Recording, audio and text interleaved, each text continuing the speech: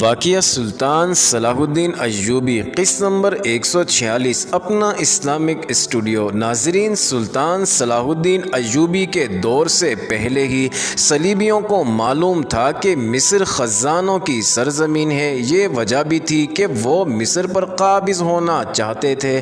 سلطان ایوبی کو شکست دینا آسان نظر نہ آیا تو انہوں نے یہ سوچنا شروع کر دیا کہ ان مدفنوں کی تلاش مصریوں سے کرائی جائے اور خزانے نکلوا کر استعمال کیے جائیں۔ انہیں کسی طرح یہ پتہ چل گیا تھا کہ مصری حکومت کے پرانے کاغذات میں ایسی تحریریں اور نقشے موجود ہیں جن میں بعض مدفنوں کے متعلق معلومات درج ہیں۔ ان کاغذات تک پہنچنا آسان نہیں تھا۔ صلیبیوں نے مصر میں بڑے ذہین جاسوس بھیجے تھے جو صرف یہ معلوم کر سکتے تھے کہ یہ کاغذات کہاں ہیں اور کس طرح اڑائے جا سکتے ہیں، مگر اس شعبے کے سربراہ کو اپنی گرفت میں لینا ممکن نہ تھا۔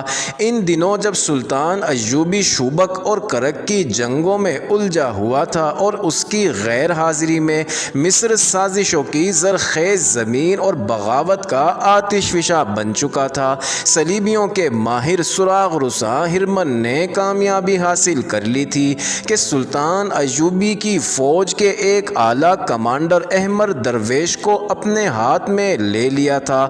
احمر سوڈانی تھا، اس کے خلاف کوئی ایسی شکایت نہیں تھی کہ وہ غدار ہے۔ سلطان ایوبی کو اس پر اعتماد تھا۔ اس نے سلطان ایوبی کی زیر کمان لڑائیاں لڑی تھیں اور کمانڈروں کی صف میں نام پیدا کیا تھا۔ بعد کے انکشافات سے معلوم ہوا کہ یہ کمال میریا استھینا نام کی ایک صلیبی لڑکی کا تھا کہ اس نے احمر کے دماغ میں سوڈان کی محبت، سلطان ایوبی کی مخالفت اور سوڈان میں مصر کے سرحدی علاقوں میں سے کچھ حصے کی خود مختار ریاست کا لالچ پیدا کیا تھا۔ وہ تھا تو مسلمان، لیکن صلیبیوں نے اس کے دماغ میں ڈال دیا تھا کہ وہ پہلے سوڈانی بعد میں مسلمان ہے۔ اب جب کہ نور الدین زنگی نے کرک کا قلعہ توڑ لیا تھا اور سلطان ایوبی مصر میں غداروں کا قلعہ قمع کر رہا تھا، احمر درویش نے صلیبی جاسوسوں کے ساتھ کئی ایک ملاقاتیں کر لی تھیں۔ اس نے کسی کو شک تک نہیں ہونے دیا تھا کہ وہ دشمن کے ساتھ ساز باز کر رہا ہے۔ اس نے مرکزی دفاتر میں اتنا اثر و رسوخ پیدا کر رکھا تھا کہ وہ پرانی دستاویزات تک پہنچ گیا۔ وہاں سے اس نے جو کاغذات چوری کرائے ان میں بظاہر اوٹ پٹانگ سی لکیروں کا ایک نقشہ تھا۔ دراصل یہ کاغذات نہیں، کپڑے اور کاغذ کے درمیان کی کوئی چیز تھی۔ ایسے ہی چند ایک اور کپڑے یا کاغذ تھے جن پر فرعونوں کے وقتوں کی عجیب و غریب تحریریں تھیں جنہیں پڑھنا اور سمجھنا ممکن نظر نہیں آتا تھا۔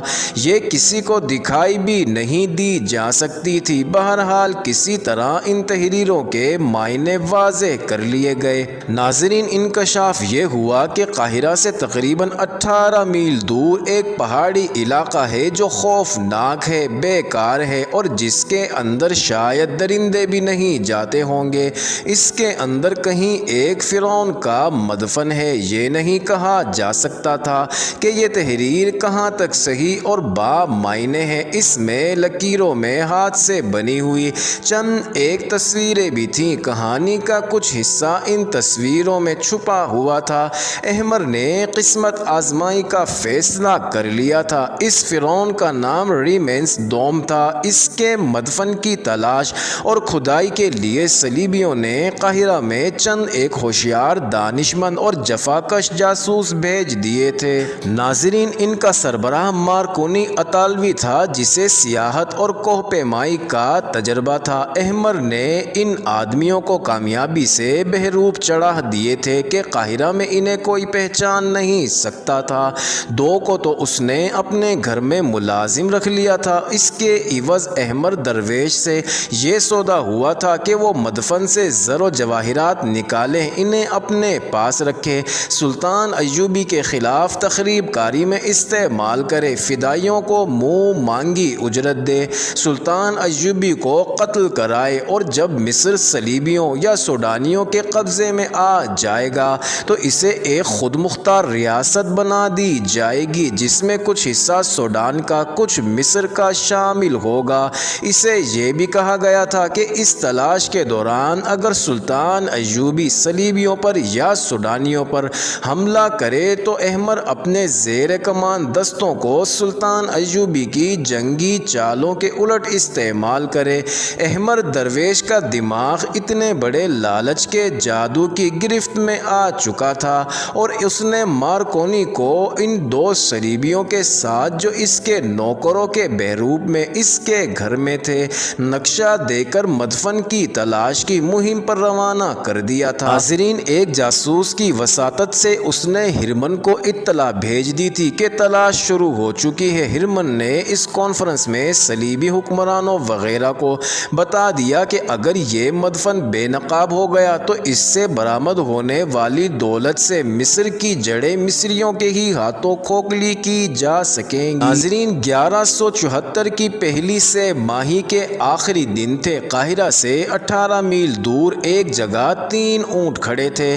ہر اونٹ پر ایک آدمی سوار تھا۔ ان کے چہرے ڈھکے ہوئے تھے۔ ایک سوار نے چوغے کے اندر سے ایک گول کیا ہوا چوڑا کاغذ نکالا، اسے کھول کر غور سے دیکھا اور اپنے ساتھیوں سے کہا، جگہ یہی ہے۔ اس کے اشارے پر تینوں اونٹ آگے چل پڑے۔ وہ ٹیلے آمنے سامنے دیواروں کی طرح کھڑے تھے۔ ان کے درمیان ایک اونٹ گزرنے کا راستہ تھا۔ تینوں ایک قطار میں اندر چلے گئے۔ اندر کی پہاڑیوں کی شکل و صورت ایسی تھی جیسے کوئی بہت ہی وسیع عمارت ہو جس کی چھتیں غائب ہوں۔ ریت کے لامحدود سمندر میں یہ پہاڑی علاقہ 3-4 میلوں میں پھیلا ہوا تھا۔ ناظرین، باہر ٹیلے اور چٹانیں تھیں، ان کے پیچھے سخت مٹی کی پہاڑیاں اور ان کے پیچھے ٹوٹی پھوٹی دیواروں کی طرح پہاڑیاں تھیں جن میں بعض بہت چوڑے اور گول ستونوں کی طرح 1000 فٹ بلندی تک گئی ہوئی تھی۔ سورج غروب ہونے کے بعد جب شام ابھی گہری نہیں ہوئی تھی یہ علاقہ بہت سے بھوتوں کی طرح نظر آیا کرتا تھا۔ اس کے اندر جانے کی کسی نے کبھی جرت نہیں کی تھی۔ کوئی جرت کرتا بھی تو کیوں کرتا؟ اندر جانے کی کسی کو کبھی ضرورت ہی نہیں پڑی تھی۔ صحرا کے مسافروں کی ضرورت صرف پانی ہوا کرتی تھی۔ ایسے خشک پہاڑوں اور چٹانوں کے اندر جو دن کے وقت دور سے شعلوں کی طرح نظر آتے تھے پانی کا ذرا سا بھی دھوکہ نہیں ہو سکتا تھا۔ یہ جگہ کسی راستے میں بھی نہیں پڑتی تھی، میلوں دور سے نظر آنے لگتی تھی۔ لوگ اس کے متعلق کچھ ڈراؤنی سی کہانیاں سنایا کرتے تھے جن میں ایک یہ تھی کہ یہ شیطان بدروحوں کا مسکن ہے۔ خدا نے جب آسمان سے شیطان کو دھتکارا تھا تو شیطان یہیں اترا تھا۔ اس علاقے کی چونکہ فوجی اہمیت بھی نہیں تھی اس لیے فوجیوں نے بھی کبھی اس کے اندر جانے کی ضرورت محسوس نہیں کی تھی۔ ایسے علاقے کے اندر ریت، موت اور صحرائی درندوں کے سوا اور ہو ہی کیا سکتا تھا؟ اس کے ہولناک خطے کی تاریخ میں غالباً یہ پہلے 3 انسان تھے جو اس کے اندر چلے گئے تھے۔ انہیں وہاں جانا تھا کیونکہ ہزاروں سال پرانا نقشہ اسی جگہ کی نشاندہی کر رہا تھا۔ ناظرین، صرف ایک لکیر شک پیدا کرتی تھی۔ یہ ایک ندی کی لکیر تھی مگر وہاں کوئی ندی نہیں تھی۔ اس جگہ اب ایک بڑا ہی لمبا نشیب نظر آتا تھا جس کی چوڑائی 12-14 گز تھی۔ اس کے اندر کی ریت کی شکل و صورت بتاتی تھی صدیوں پہلے یہاں سے پانی گزرتا رہا ہے۔ اسی نشیب نے جو قریب ہی کہیں ختم ہونے کی بجائے دریائے نیل کی طرف چلا گیا تھا، شتر سواروں کو یقین دلایا تھا کہ وہ جس جگہ کی تلاش میں ہیں وہ یہی ہے۔ ان سواروں میں ایک مارکونی اطالوی تھا اور 2 اس کے ساتھی تھے، تینوں صلیبی تھے۔ انہیں سلطان ایوبی کے ایک کمانڈر احمد درویش نے فرعون ریمنس دوم کے مدفن کی تلاش کے لیے بھیجا تھا۔ نقشے کے مطابق وہ صحیح جگہ پر آ گئے تھے۔ اب اندر جا کر یہ دیکھنا تھا کہ یہ جگہ کس حد تک صحیح ہے۔ مارکونی نے اپنے ساتھیوں سے کہا کہ اپنے آپ کو خدا سمجھنے والے فرعون اپنی آخری آرامگاہ ایسے جہنم میں بنانے کی سوچ بھی نہیں سکتے تھے۔ احمر اور ہرمن نے ہمیں ایک بیکار آزمائش آزمائش میں ڈال دیا ہے۔ اس کے ساتھیوں نے اسے اپنا کمانڈر سمجھتے ہوئے کوئی مشورہ نہ دیا۔ وہ حکم کے پابند تھے۔ مارکونی سخت جان صلیبی تھا، ہمت ہارنے کا قائل نہ تھا۔ وہ آگے آگے چلتا رہا۔ وہ جوں جوں اندر جا رہے تھے چٹانوں کی شکلیں بدلتی جا رہی تھی۔ ان کا رنگ گہرا بادامی بھی اور کہیں کہیں ان کا رنگ مٹیا لال بھی تھا۔ ان میں ریتیلی سلوں کی چٹانیں تھیں اور مٹی کے سیدھے کھڑے ٹیلے تھے۔ ڈھلانوں سے ریت بہتی نظر آتی تھی۔ بہت آگے جا کر یہ وادی بند ہو گئی۔ مارکونی نے دائیں طرف دیکھا، ایک ٹیلا درمیان سے اس طرف پھٹا ہوا تھا جیسے زلزلے نے دیوار میں شگاف کر دیا ہو۔ شگاف میں سے جھانکا، یہ ایک گلی تھی جو دور تک چلی گئی تھی۔ اونٹ کا گزرنا مشکل نظر آتا تھا۔ مارکونی نے اپنا اونٹ شگاف کی گلی میں داخل کر دیا۔ اس کے گھٹنے دونوں طرف ٹیلوں کی دیواروں سے لگنے لگے تھے۔ اس نے ٹانگیں سمیٹ کر اونٹ کی کوہان پر رکھ دی۔ پچھلے سواروں نے بھی ایسا ہی کیا۔ اونٹوں کے پہلو دائیں بائیں لگتے تھے تو مٹی نیچے گرتی تھی۔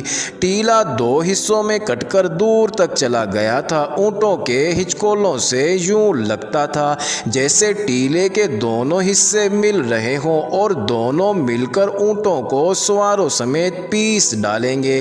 آگے جا کر اوپر دیکھا تو دور اوپر ٹیلے کے دونوں حصوں کی چوٹیاں آپس میں مل گئی تھی۔ آگے اندھیرا سا تھا لیکن دور آگے روشنی سی نظر آتی تھی جس سے امید بن گئی کہ وہ گلی وہاں ختم ہو جائے گی اور آگے جگہ فراخ ہے۔